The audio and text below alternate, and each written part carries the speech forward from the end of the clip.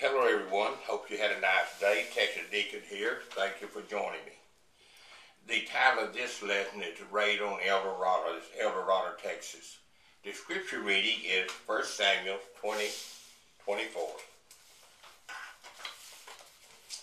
So David hid himself in the field, and when the new moon was come, the king sat down to eat meat.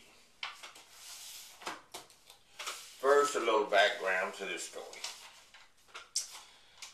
It all began when I did a video which I was naming all the incidents that I could remember where Islam had attacked the United States, its people, its buildings, ships, and everything.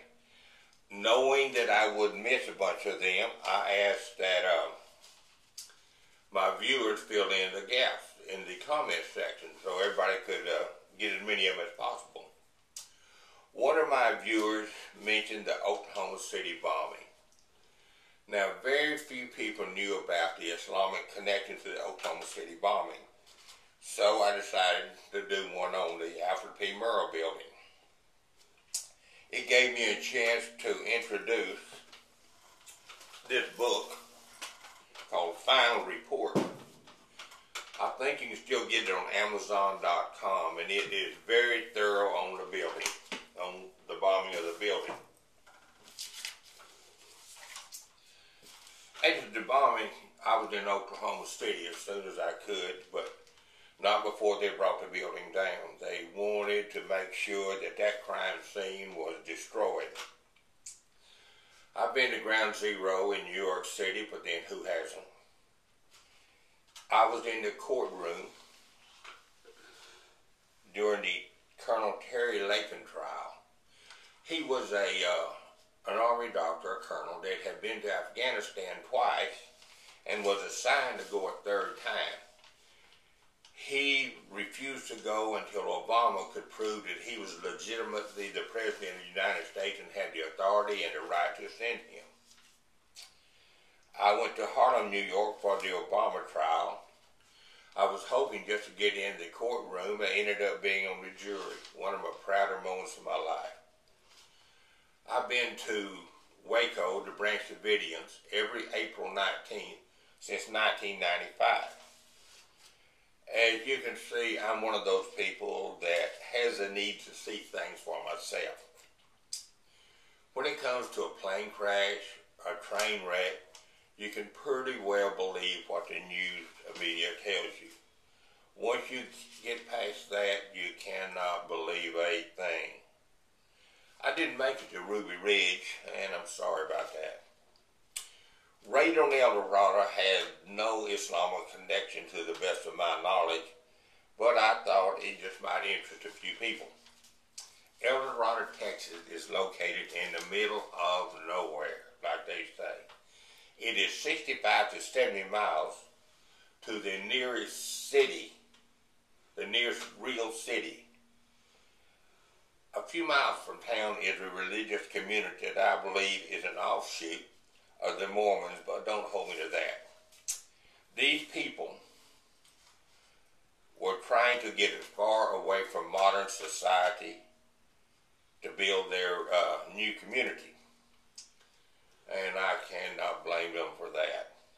The land is rocky, has cactus, many other undesirable plants, plus rattlesnakes, scorpions, ants, and many other insects that bite, chew, and sting you. In my opinion, these people took a piece of hell and turned it into a bit of heaven.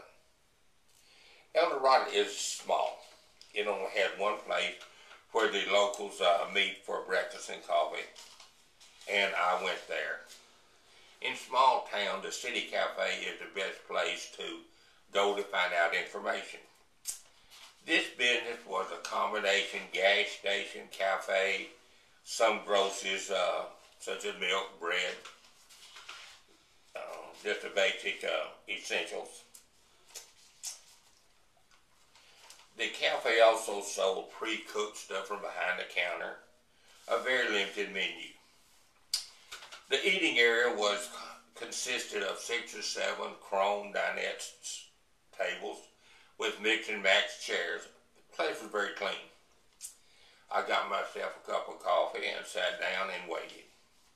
I was waiting for just the right person or persons to approach who had time to tell me about the religious community at ELDORADO. And I don't know that it had a name. I never heard a name of it. On my 5th try, I found the man that I needed. He was born and raised in ELDORADO, and he lived there all his life. He was more than willing to answer all my questions, a very friendly man. He said that they had never in any way created a problem. He said they would come to town and shop, sometimes just the men, sometimes the women, sometimes men and women.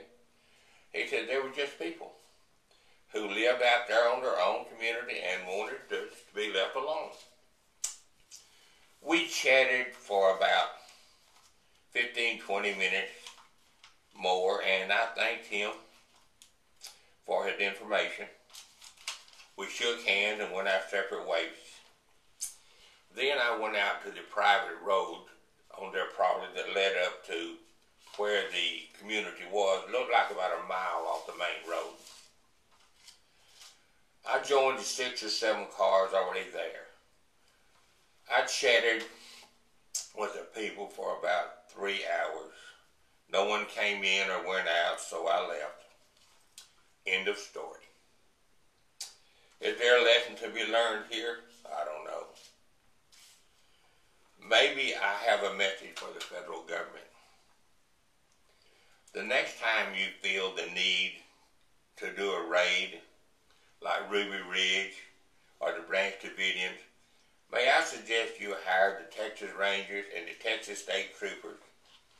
They know how to conduct a raid where no one gets killed or injured.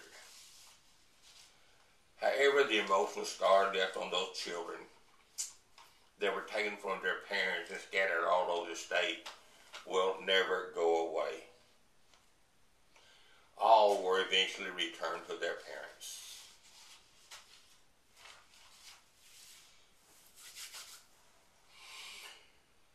May God continue to bless and forgive the United States of America. May God continue to bless the Republic of Texas. And may God continue to bless you and yours.